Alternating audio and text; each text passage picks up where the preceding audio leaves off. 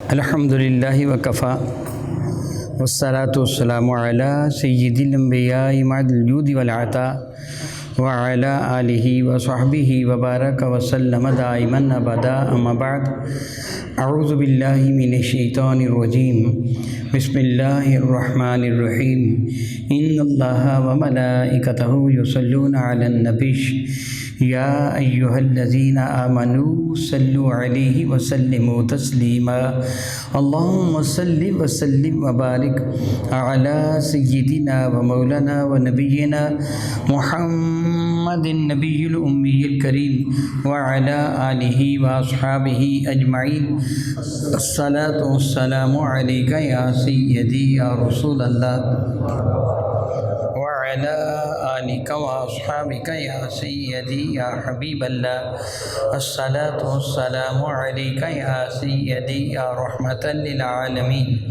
وعلی آلک واصحابک یا سیدی یا سیدی یا سیدی یا شفیع المذنبین۔ نہایت معزز محترم احباب گرامی قدر، بحمد اللہ تعالیٰ ثم الحمد للہ تعالیٰ، پچھلے جمعۃ المبارک کو آپ نے باب مدینۃ العلم حضرت سیدنا علی المرتضیٰ کرم اللہ تعالیٰ وجہ الکریم کے بارے میں کچھ سماعت فرمایا تھا۔ کیونکہ ہمارے پاس وقت کی کچھ قلت ہوتی ہے، کمی ہوتی ہے، اس لیے میں اس موضوع پر کچھ زیادہ لمبی گفتگو نہیں کر سکا۔ میں یہ نہیں کہوں گا کہ موضوع مکمل نہ ہو سکا، نہیں، موضوع مکمل نہیں ہو سکتا۔ اگر پوری زندگی بھی ان کے فضائل و محامد کا تذکرہ کیا جائے تو زندگی ختم ہو جائے گی، ان کی فضیلتوں کا احاطہ ممکن نہیں ہے۔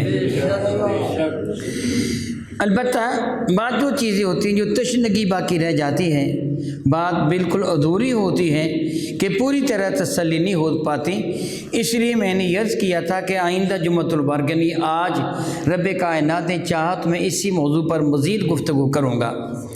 یاد ہوگا آپ کو کہ میں نے عرض کیا تھا کہ حضرت سیدنا علی المرتضیٰ کو رب کائنات کے محبوب مکرم شفیع معظم رحمت عالم کے حضور وہ مقام و مرتبہ حاصل تھا کہ میرے نبی ان پر تنقید کو برداشت نہیں فرماتے تھے۔ حضور سید عالم صلی اللہ علیہ وسلم نے ان کے لیے ارشاد فرمایا تھا من کنت مولا فہذا علی مولا، کہ جس طرح کا میں آقا ہوں، جو مجھ سے محبت کرتا ہے وہ علی سے بھی محبت کرتا ہے۔ کریم آقا رسول عربی کے ارشاد گرامی قدر ہے کہ ایمان والا علی سے محبت کرتا ہے اور منافق علی سے دشمنی کرتا ہے۔ یہ حضور سید عالم کا ارشاد گرامی قدر ہے۔ میں جگہ ایک بات کی وضاحت کر دوں، بعض وہ باتیں ہوتی ہیں کہ جو زیادہ تفصیل کے ساتھ گفتگو کرنا اس پہ ہوتی ہے، لیکن اتنی لمبی تفصیل یوں ممبر پہ بیٹھ کر بیان نہیں ہو سکتی۔ میں عرض کروں گا اس موضوع پر کوئی بھی کنفیوژن آپ کے ذہن میں ہو تو آپ مجھ سے ٹائم لے کر اس موضوع پہ گفتگو کر سکتے ہیں۔ اور آج بھی میں یہ کہوں گا، بلکہ آئندہ بھی میں یہ کہتا رہتا، پہلے بھی کہتا رہا، آئندہ کے لیے بھی اگر اللہ نے زندگی دی کہ آپ جو تشریف لاتے ہیں میرے پاس، دور دراز کے علاقوں سے آتے ہیں، مجھے پتہ گلشن سعید میں بھی اور یہاں بھی، میں تحدیث نعمت کے طور پر کہہ رہا ہوں، مجھے اپنے گاؤں کے لوگ کم تعداد میں نظر آتے ہیں، باہر سے آئے ہوئے زیادہ تعداد میں نظر آتے ہیں۔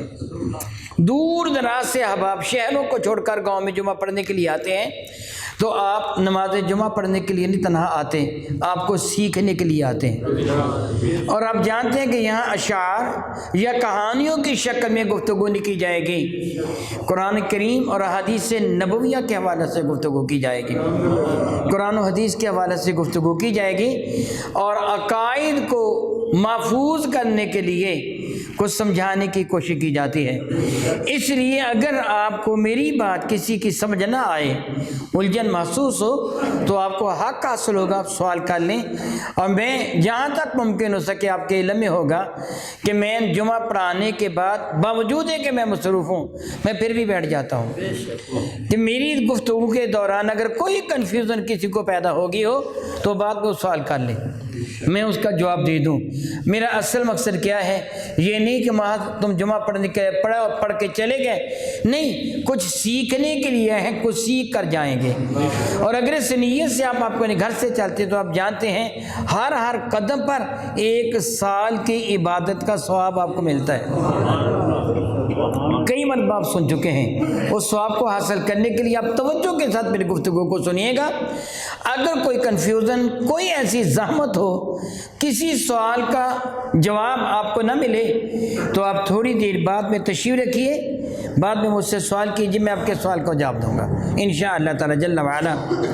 میں نے ابھی جملے ادا کیے کہ حضرت علی سے محبت کون کرے گا؟ ایمان والا، اور جو دشمنی کرے گا وہ کیا ہوگا؟ منافق۔ صحابہ کرام فرماتے ہیں منافق کو حضرت علی کی دشمنی سے پہچان لیا کرتے تھے۔ جو حضرت علی کا دشمن ہوتا اس کو منافق خیال کرتے تھے، جن سے محبت کرتا اس کو ایمان والا خیال کرتے تھے۔ حضرت سیدنا علی مذکر مقیم ہی نہیں بلکہ میرے کریم آقا رسول اللہ بھی منافق کسے کہتے ہیں آپ بہت مرتبہ پہلے سن چکے ہیں، میں بڑی وضاحت کے ساتھ کہہ چکا ہوں۔ منافق نفق ان سے ہیں، نفق ٹنل کو کہتے ہیں، سرنگ کو کہتے ہیں جس کے 2 دروازے ہوتے ہیں، ایک دروازہ ادھر ہوتا ہے، ایک دروازہ ادھر ہوتا ہے۔ ادھر سے داخل ہونے والا چاہے تو ادھر نکل جائے، ادھر سے داخل ہونے والا چاہے تو ادھر نکل جائے۔ جو ٹنل سرنگ کے اندر موجود ہے آپ کو پتہ نہیں یہ کس دروازے سے نکل جائے گا۔ میری بات کو آپ نے سمجھنا ہے۔ مثلا آپ اس کا انتظار کر رہے ہیں دائیں جانب کے دروازے پر، وہ نکل جائے بائیں جانب سے، پتہ ہی نہیں آپ کو۔ منافق جو 2 منہ والا ہوتا ہے، لا الہ ہاؤلاء ولا الہ ہاؤلاء، نہ مکمل ادھر ہوتا ہے نہ مکمل ادھر ہوتا ہے۔ اللہ تعالیٰ ان کا ذکر کرتے ہوئے ارشاد گرامی قدر فرماتے ہیں وَإِذَا لَقُوا الَّذِينَ آمَنُوا قَالُوا آمَنَّا، جب وہ ایمان والوں سے ملتے ہیں تو کہتے ہیں ہم بڑے پکے ایمان والے ہیں۔ میرے نبی کے دربار انور میں حاضر ہوتے تو اس قدر وہ چکنی چیڑی باتیں کرتے، اس قدر محبت کا اظہار کرتے کہ صحابہ کرام خیال کرتے محبت تو یہ کر رہے ہیں، ہم محبت کیا کر رہے ہیں۔ اتنی محبت میرے نبی سے کرتے، ان کو پکے ایمان والا صحابہ کرام خیال کرتے تھے۔ وَإِذَا لَقُوا الَّذِينَ آمَنُوا قَالُوا آمَنَّا وَإِذَا خَلَوْا إِلَىٰ شَيَاطِينِهِمْ قَالُوا إِنَّ مَعَكُمْ، میرا اللہ فرماتا ہے ایمان والوں کو ملتے تو کہتے ہم پکے ایمان والے ہیں، جب اپنے شیطانوں کے ساتھ تنہائی میں ہوتے تو قَالُوا إِنَّ مَعَكُمْ، کہتے ہم تو تمہارے ساتھ ہی ہیں۔ إِنَّمَا نَحْنُ مُسْتَهْزِئُونَ، ہم تو مذاقاً ان کے احترام کا، ہم تو ان کو مذاق کر رہے تھے، یہ آپ بڑے اعلیٰ ہیں، بڑے اچھے ہیں، بڑے پیارے ہیں، ہم مذاق کے طور پر کہہ رہے تھے، حقیقتاً ہم ان کو اعلیٰ نہیں سمجھتے، یعنی ان کے دل میں میرے نبی کی محبت نہیں ہے۔ بالکل سادہ سے لفظوں میں سمجھ لیجئے میری ساری گفتگو کا خلاصہ، منافق وہ ہوتا ہے کہ جس کے دل میں میرے نبی کی محبت نہیں ہے۔ منافق کون ہوتا ہے؟ جس کے دل میں رسول رحمت کی محبت نہیں، وہ منافق ہے۔ وہ اللہ کو مانتے ہیں، اور آپ یہ بھی جانتے ہیں کہ ابلیس اللہ تعالیٰ کو مانتا ہے کہ نہیں مانتا؟ کتنا مانتا ہے؟ اگر آپ یہ کہنا ہم سے زیادہ مانتے ہیں تو شاید یہ بات بھی سچی ہو جائے، کیونکہ اس نے اللہ کو یہ کہا تھا کہ اے اللہ تعالیٰ میں تیرے سوا کسی کو سجدہ نہیں کروں گا، حتیٰ کہ تو کہے گا بھی تو نہیں کروں گا، میں صرف تجھے سجدہ کروں گا، صرف تجھے کو مانتا ہوں، تیرے سوا کسی کو نہ مددگار مانتا ہوں، نہ معاون مانتا ہوں، نہ مسجود مانتا ہوں، نہ آقا مانتا ہوں، صرف تجھے مانتا ہوں۔ یہی کہا تھا اس نے۔ اللہ نے کیا فرمایا تھا آدم کو؟ سجدہ کر، اس سے کیا کہا تھا؟ اس کو سجدہ نہیں کروں گا، تجھے کرتا ہوں۔ کتنے اربوں سال یا کروڑوں سال یا لاکھوں سال وہ اللہ کو سجدہ کرتا رہا تھا۔ اگر وہ مردود بارگاہ ہوا، ابلیس بنا، شیطان بنا، تو قصور کیا تھا؟ اس نے نبوت کی عظمت کا انکار کیا تھا، اللہ کا انکار تو نہیں کیا تھا۔ یہودی اللہ کو مانتے ہیں کہ نہیں؟ عیسائی اللہ کو مانتے ہیں کہ نہیں؟ سکھ اللہ کو مانتے ہیں کہ نہیں؟ ہندو مانتے ہیں کہ نہیں؟ کرسچن مانتے ہیں کہ نہیں؟ یہ سارے اللہ کو مانتے ہیں، اگر نہیں مانتے تو میرے نبی کو نہیں مانتے، اس بنا پہ کافر ہیں۔ منافق حقیقتاً نہیں مانتا، بظاہر مانتا ہے۔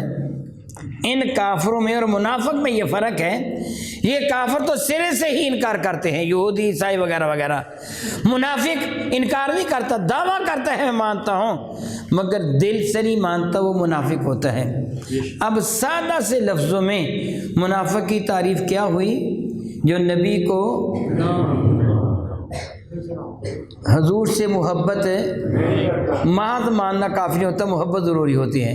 جو نبی سے محبت نہ کرے وہ منافق ہے۔ لا یؤمن احدکم حتی اکون احب الیہ من والدہ میں نبی فرماتا ہوں صلی اللہ کی قسم جس کے دستے قدر میں میری جان ہے، والذی نفسی بیدہ لا یؤمن احدکم، مجھے صلی اللہ کی قسم جس کے دستے قدر میں میری جان ہے، تم میں کوئی بھی ایمان والا نہیں ہو سکتا جب تک وہ اپنی ماں باپ اولاد سب سے بڑھ کر مجھ مصطفیٰ سے محبت نہ کرے۔ تو جس کے دل میں میرے نبی کی محبت نہیں وہ، اب بات سمجھنا آپ کے لیے بہت آسان ہو جائے گا۔ جس کے دل میں میری محبت ہے، اگرچہ مثال میں نہیں دے سکتا لیکن اپنی اوپر ان چیزوں کو میں لاگو کرتا ہوں تاکہ ادھر توہین نہ ہو جائے۔ جو مجھ سے محبت کرتا ہے وہ میری اولاد سے محبت کرے گا کہ نہیں؟ میرے بھائیوں سے محبت کرے گا کہ نہیں؟ میرے داماد سے محبت کرے گا کہ نہیں؟ کرے گا نا۔ جو ان سے محبت نہ کرے گا اس کا دعوی محبت غلط ہوگا۔ بلا تمثیل و بلا تشبیہ سمجھیے، جو میرے نبی سے محبت کرے گا میرے نبی کی بیٹیوں سے بھی محبت کرے گا، پھر میرے نبی کے دامادوں سے بھی محبت کرے گا، پھر اس کو علم ہوگا کہ علی کا مرتبہ نبی کے حضور کیا ہے۔ وہ دیکھے گا کہ میرے نبی علی سے اتنی محبت کرتے ہیں، وہ تو پھر ٹوٹ کر علی سے محبت کرے گا کہ جس سے میرے نبی محبت کرتے ہیں میں تو اس سے ضرور محبت کروں گا۔ تو منافق وہ ہوگا جو محبت نہیں کرے گا، دراصل اس کے دل میں میرے نبی کی محبت نہیں ہے، اس لیے اس کے دل میں حضرت علی کی محبت نہیں ہے۔ حضرت علی مرزا کو میرے نبی کتنا پیار فرماتے تھے، کتنی محبت فرماتے تھے، کتنی محبت فرماتے تھے۔ میرے نبی فرماتے تھے انت منی و انا منکا، علی تو مجھ سے ہے میں تجھ سے ہوں۔ اے علی تو مجھ سے ہے میں تجھ سے ہوں، جو تجھے راضی کرے گا وہ مجھے راضی کرے گا، جو تجھے ناراض کرے گا وہ مجھ مصطفیٰ کو ناراض کر دے گا۔ اللہ اکبر، اللہ اکبر، اللہ اکبر، اللہ اکبر۔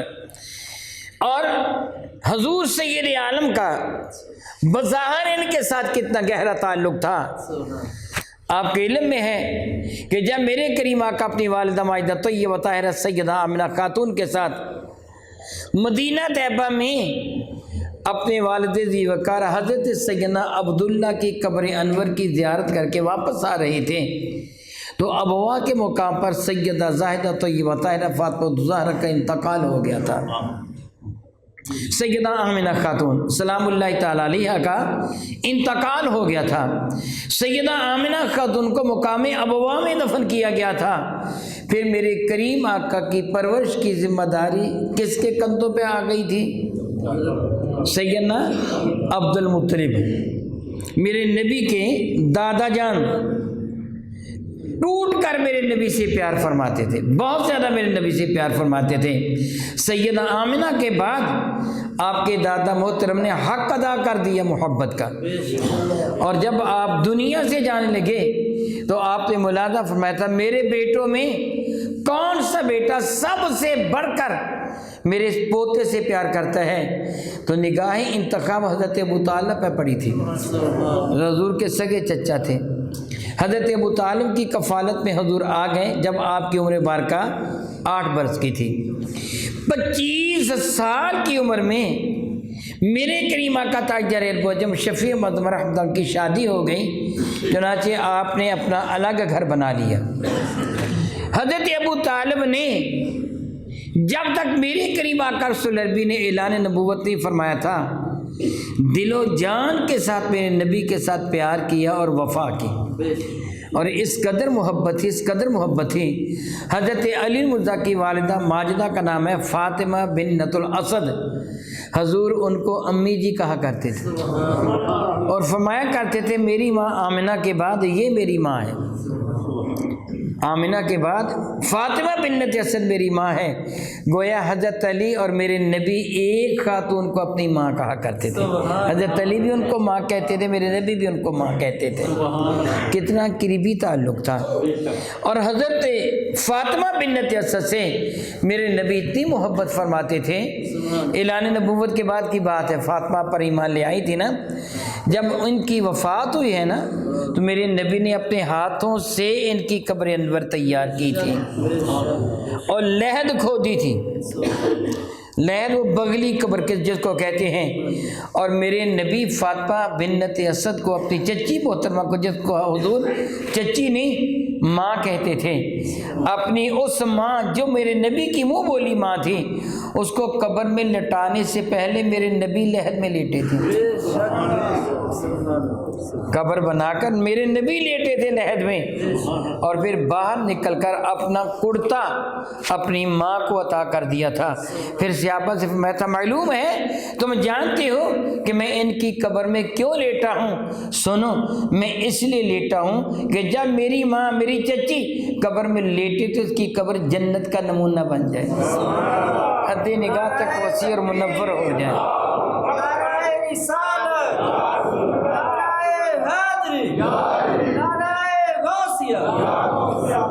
اور اشارے گرامی قدر فرمایا تھا، تم جانتے ہو میں نے اپنا لباس اپنی چچی اپنی ماں کو کیوں پہنایا ہے؟ تاکہ اس کو اللہ تعالیٰ جنت کا لباس پہنا دے۔ کتنا پیار تھا میرے نبی کو اس خاندان کے ساتھ، اس گھر کے ساتھ۔ حضرت سیدنا علی مرزا نے جب اعلان نبوت کے بعد میرے نبی پر اعلان کیا، کلمہ طیبہ یعنی پڑھا، تو آپ کی عمر عام روایات کے مطابق 8 برس کی تھی۔ کتنے چھوٹے تھے؟ حضرت علی مرزا بھی وہ کم سن تھے، چھوٹی عمر کے تھے کہ مکہ مکرمہ میں 7 سالی ہو گئی۔ میرے کریم آقا نے اپنے چچا حضرت عباس سے کہا کہ چچا جان، ابو طالب کی اولاد زیادہ ہے، بچے زیادہ ہیں، آمدن کم ہے، چلو ان کے معاون بن جاتے ہیں، ایک بچہ تم لے لو، ایک بچہ میں لے لیتا ہوں، ایک بچے کی تم پرورش کر دی نا، ایک بچے کی ذمہ داری میں اٹھا لیتا ہوں۔ چنانچہ یہ دونوں حضرت ابو طالب کے پاس آئے اور آ کر اپنے مدعا کا اظہار کیا، ابو طالب ہم آپ کے پاس اس لیے آئے ہیں، تمہاری اولاد زیادہ ہے، ایک ایک بچہ ہمیں دے دو، اس کے تمام تر اخراجات ہم برداشت کریں گے۔ حضرت ابو طالب کہنے لگے عقیل کو میرے پاس رہنے دو، باقی جس کو چاہو لے لو۔ حضرت عباس سے حضرت جعفر کو لے لیا، میرے نبی نے حضرت علی کو لے لیا۔ پہلے میرے نبی ان کے گھر تشریف فرما ہوا کرتے تھے، اب وہ میرے نبی کے گھر میں حاضر ہیں، ان کی پرورش میرے نبی کے گھر میں ہو رہی ہے۔ اور جب میرے کریم آقا رسول اللہ کی 25 برس کی عمر میں شادی ہوئی تھی، 15 سال بعد جب میرے کریم آقا رسول اللہ 40 سال کے ہوئے، اور آپ جانتے کہ پہلے ہی غار حرا میں تشریف لے جایا کرتے تھے، اعلان نبوت فرمانے سے پہلے ہی تشریف لے جایا کرتے تھے۔ اور جب رب کائنات نے میرے نبی پر وحی کا نزول فرمایا اور حضور اس پہاڑ سے نیچے اتر کر اپنے کاشان مقدس پہ تشریف لائے، یا میں یہ کہوں گا یہ طاقت نبوت کی تھی جو میرے نبی پہاڑ سے نیچے تشریف لے آئے۔ میں نے یہ جملے کہے نا، اس کو آپ نے غور کے ساتھ سننا ہے۔ یہ نبوت کی طاقت تھی جو میرے نبی پہاڑ سے نیچے آ کر اپنے کاشان مقدس پہ تشریف لے آئے۔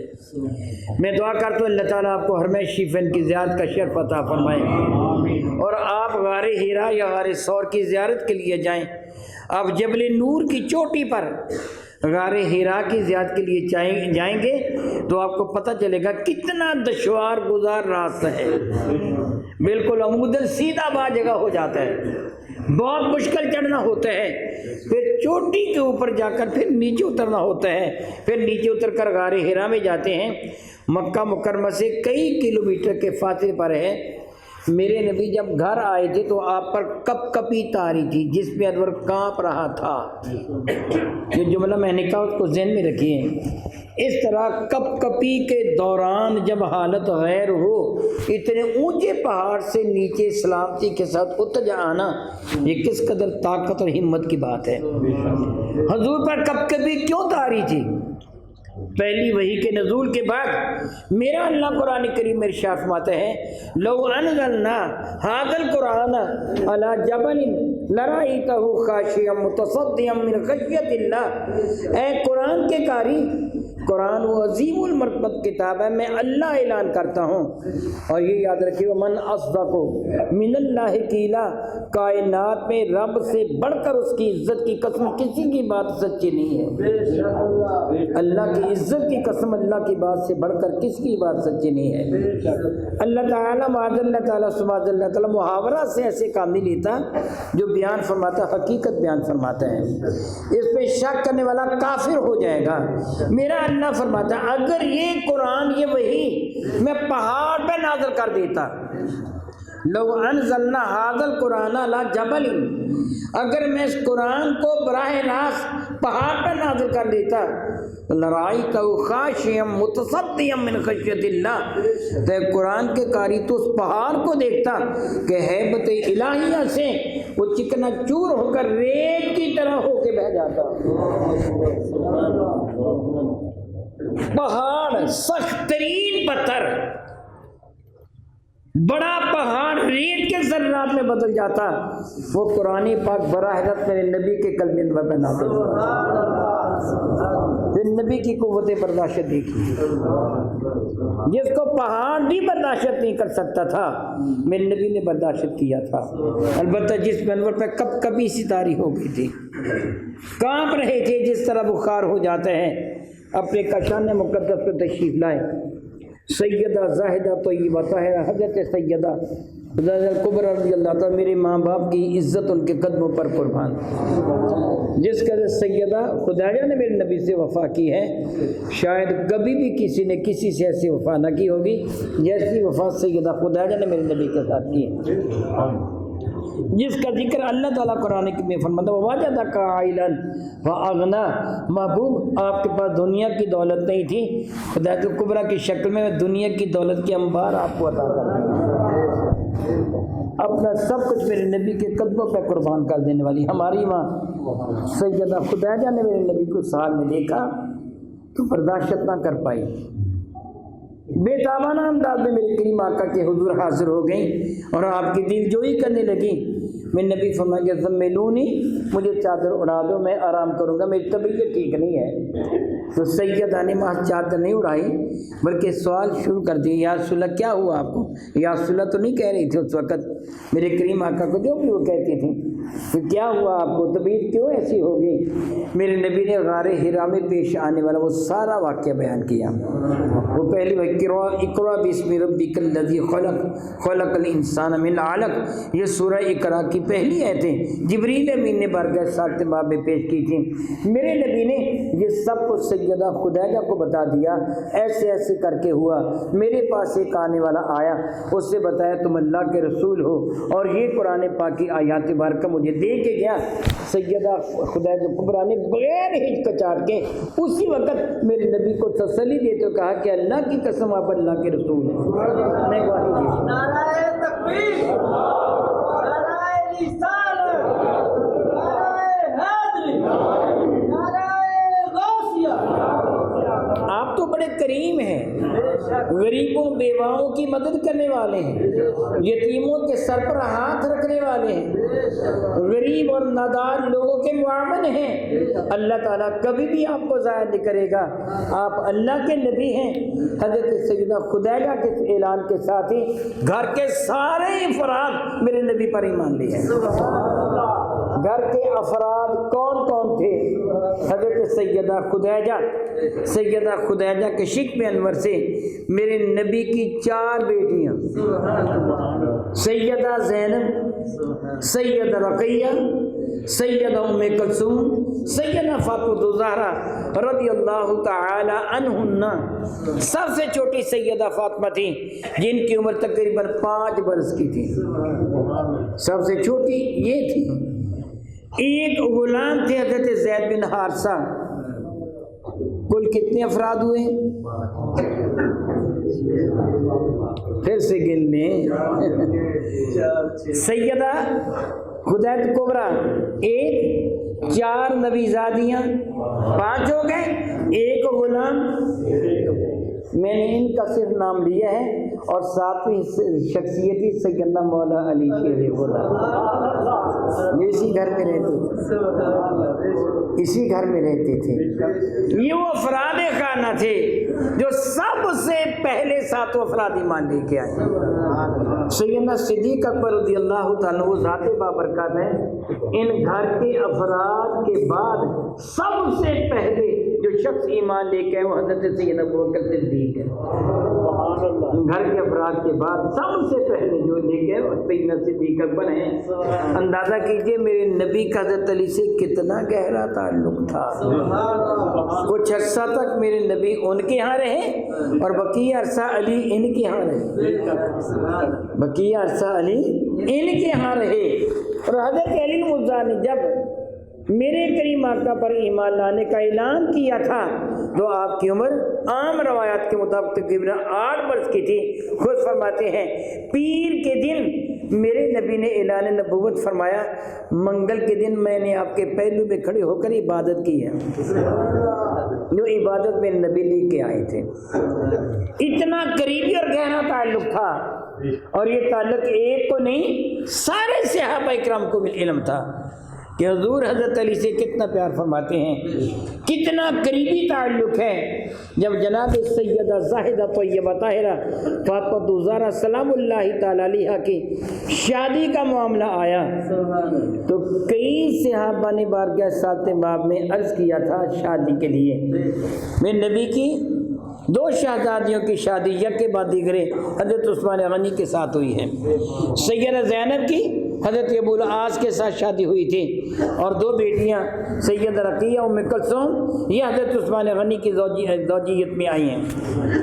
ان کے ہاں یک کے بعد دیگرے آئی ہیں۔ سیدہ فاطمہ الزہرا کی شادی تھی، اور ہر کسی کو علم تھا کہ فاطمہ الزہرا سے نبی کتنا پیار فرماتے ہیں، کس قدر پیار فرماتے ہیں۔ ہر کسی کی تمنا تھی کہ مجھے میرے نبی کا قرب حاصل ہو جائے۔ یہ بات ایک حقیقت ہے، بعض اوقات کوئی شخص اپنے بیٹے سے اتنا پیار نہیں کرتا جتنا داماد سے کر دیتا ہے۔ بیٹی تو اس کے ہاں ہوتی ہے، اس کے ساتھ بھی پیار کرتے ہیں۔ ہر کوئی چاہتا تھا میں نبی کا پیارا بن جاؤں۔ میرے کریم آقا خدمت میں مختلف صحابہ نے عرض کیا تھا اپنے لیے یا اپنے بیٹوں کے لیے کہ ان کے ساتھ سیدہ فاطمہ الزہرا کا رشتہ طے ہو جائے۔ میرے نبی انکار فرماتے تھے اس انداز میں، ابھی اللہ تعالی سے اس کے لیے حکم کا انتظار ہے۔ جلال ملا باقر مجلسی کی کتاب ہے، دوسرے مسلک سے تعلق رکھتے ہیں۔ ملا باقر مجلسی ایرانی ہیں، ان کی کتاب ہے جلال العیون، میرے پاس کتاب موجود ہے۔ اس کتاب میں لکھا ہے کہ ابو بکر اور عمر نے باہم بیٹھ کر مشورہ کیا، ہمیں معلوم یوں ہوتا ہے کہ فاطمہ کو رسول اللہ نے علی کے لیے رکھا ہوا ہے۔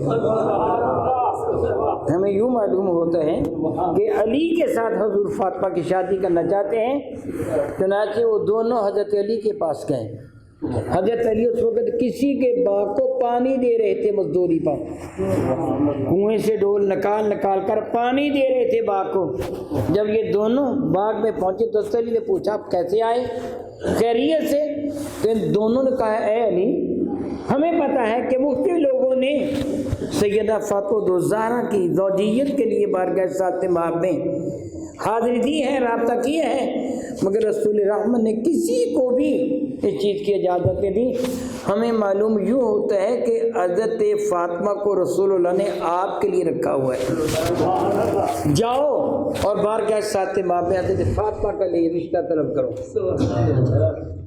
جلال میں لکھا طلیق کی آنکھوں میں آنسو آ گئے، یعنی رو پڑے، کہنے لگے وہ کون ہے جس کو رسول رحمت سے تعلق کی طلب نہ ہو، محبت نہ ہو۔ ہر کوئی چاہتا ہے میں حضور کے قریب سے قریب تر ہو جاؤں، اور جو فاطمہ کا شوہر ہوگا وہ تو حضور کے بہت ہی قریب ہوگا۔ میرا جی بھی چاہتا ہے، مگر کروں تو کیا کروں، میرے پاس کچھ نہیں ہے، نہ گھر ہے نہ پیسہ ہے، کچھ بھی نہیں ہے میرے پاس، میں کیوں کر جا کروں کہ طلب کروں؟ ان دونوں بزرگوں نے حوصلہ دیا، اے علی بے فکر ہو جاؤ، جس چیز کی تمہیں ضرورت ہوگی وہ ہم پیش کریں گے۔ یہ جلال العیون میں لکھا ہے، کتاب میرے پاس موجود ہے، ہم پیش کریں گے۔ چنانچہ سیدنا مولا علی شیر خدا ان کی ترغیب پر، ان کے کہنے پر میرے نبی کے دربار مقدس پہ حاضر ہوئے اور گھر کے اندر آئے۔ یہ دونوں اندر نہیں آئے، حضرت علی تنہا اندر آئے۔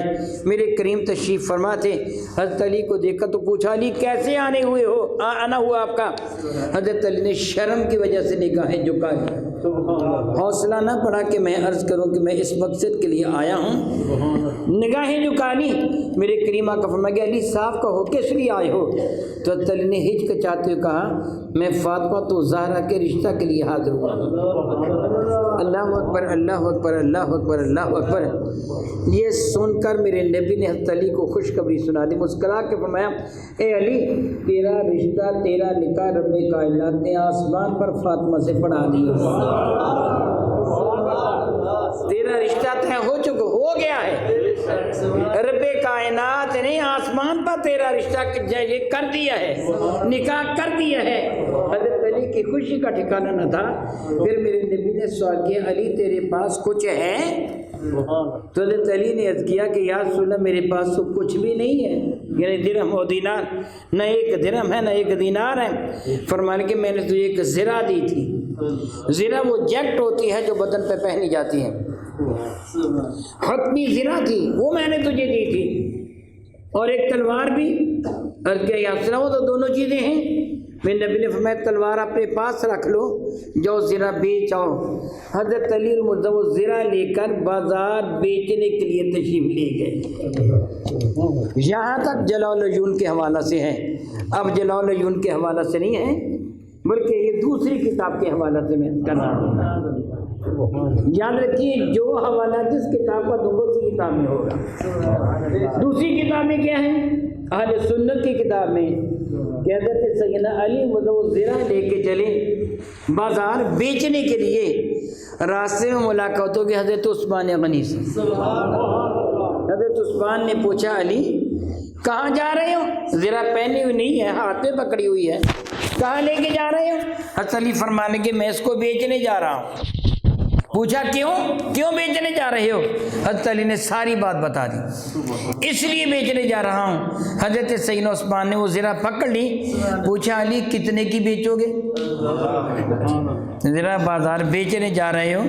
حضرت علی فرمانے لگے، عثمان تم تاجر ہو اور تجربہ کار تاجر ہو، اشیاء کی خرید و فروخت اور ان کی قیمت کا تمہیں علم ہے، تم ہی بتاؤ یہ کتنے کی ہوگی؟ حضرت عثمان غنی اس کو الٹ پلٹ کے دیکھنے لگے، تقریباً 1200 درہم کی۔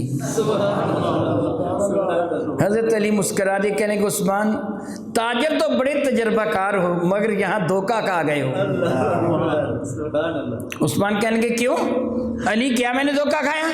کہنے لگے 300 درہم میں تو کبھی بھی نہیں بک سکتی، اگر یہ 300 درہم میں بک جائے نا تو بڑی مہنگی بکی ہے، 200-250 درہم کی ہے، زیادہ ذرا 300 درہم کی تم 1200 درہم بتا رہے ہو، اتنے میں کون خریدے گا؟ تو عثمان کہنے لگے علی تجھے پتہ نہیں اس کی قیمت اس سے بھی زیادہ ہے۔ علی کہنے لگے نہیں عثمان یہ زرہ اتنی قیمتی نہیں ہے، کون خریدے گا؟ عثمان کہنے لگے میں خریدتا ہوں۔ میں نے پڑھا عثمان غنی نے 1200 درہم حضرت علی کو دے دیے اور زرہ لے لی۔ حضرت علی کی خوشی کا ٹھکانہ نہ تھا، 250-300 والی زرہ کتنے میں بک گئی؟ 1200 میں بک گئی۔ جانے لگے تو عثمان غنی نے روک لیا، علی اب یہ زرہ میری ہے نا؟ جی ہاں تمہاری ہے، رقم میری، زرہ تمہاری، میں جسے چاہوں دوں؟ ہاں جس کو چاہو دو۔ کہنے لگے پھر آپ ہی کو دیتا ہوں۔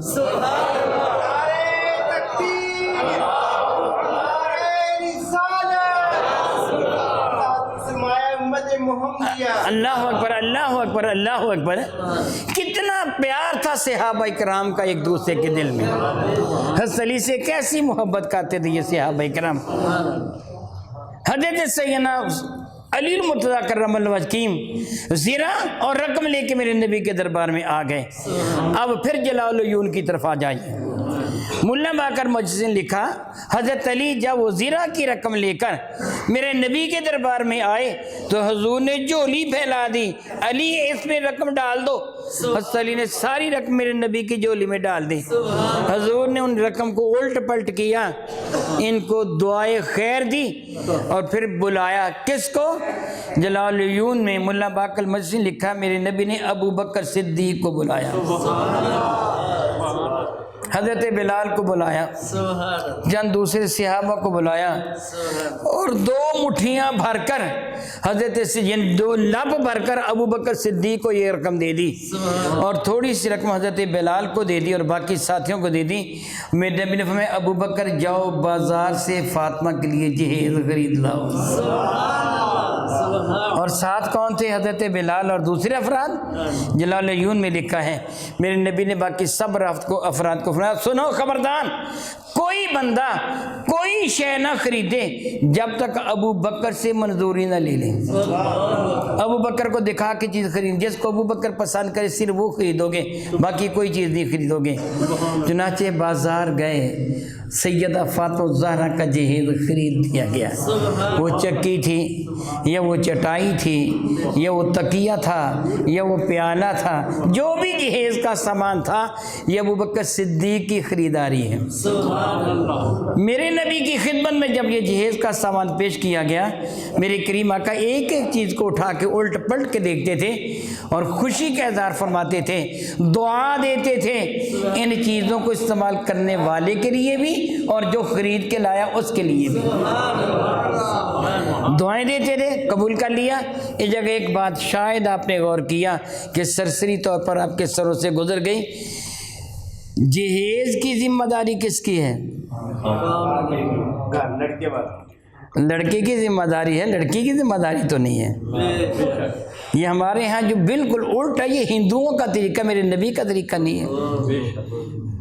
یہ ہندوؤں کا طریقہ ہے جو ہم نے اپنا رکھا ہے۔ میرے کریم آقا کا طریقہ کیا ہے؟ فاطمہ الزہرا کو جہیز دیا گیا، حضرت علی کی رقم کا جہیز تھا، حضرت علی نے وہ رقم پیش کی تھی فاطمہ الزہرا کے جہیز کے لیے، شادی کر دی گئی۔ زیادہ میں آپ کا وقت نہیں لوں گا، میں دیکھ رہا ہوں کہ وقت ہو گیا ہے، تقریباً 9 منٹ ہو گئے ہیں، وقت ختم ہونے والا ہے۔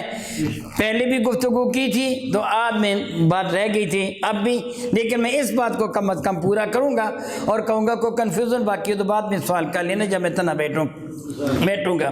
تو میں کہہ رہا تھا شادی ہو گئی، حضرت علی نے ایک مکان کرائے پہ لے لیا، میرے نبی ان کے ہاں تشریف فرما ہوئے تو فرمان لگے علی میرا جی چاہتا ہے کہ تیرا گھر یعنی فاطمہ کا گھر میرے گھر کے قریب ہو۔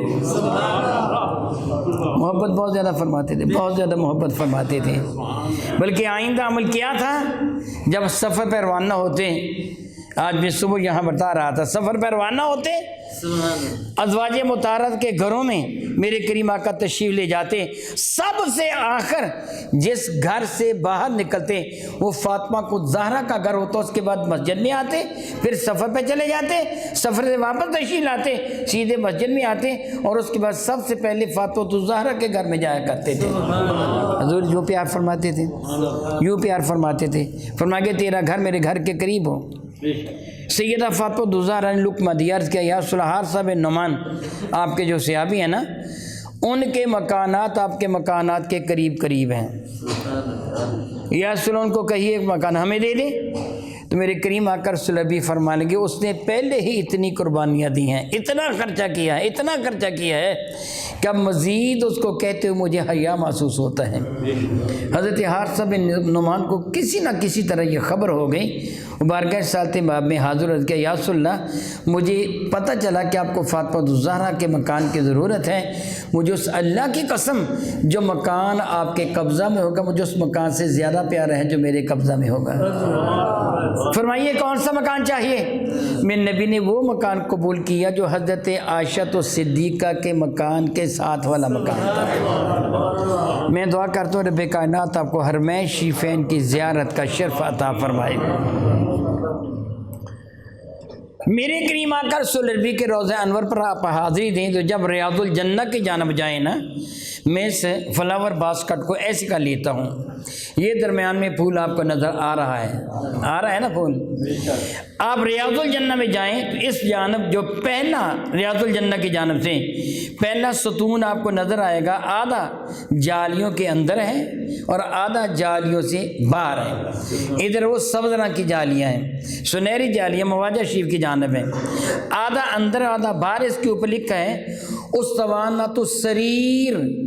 سریر چار پائی کو کہتے ہیں. ایک جگہ میرے نبی کی چار پائی بچھی ہوتی تھی، اس کو آگے والا اسطوانہ اس پہ لکھا ہے اسطوانۃ الحرث، یعنی چوکی داری کا اسطوانہ.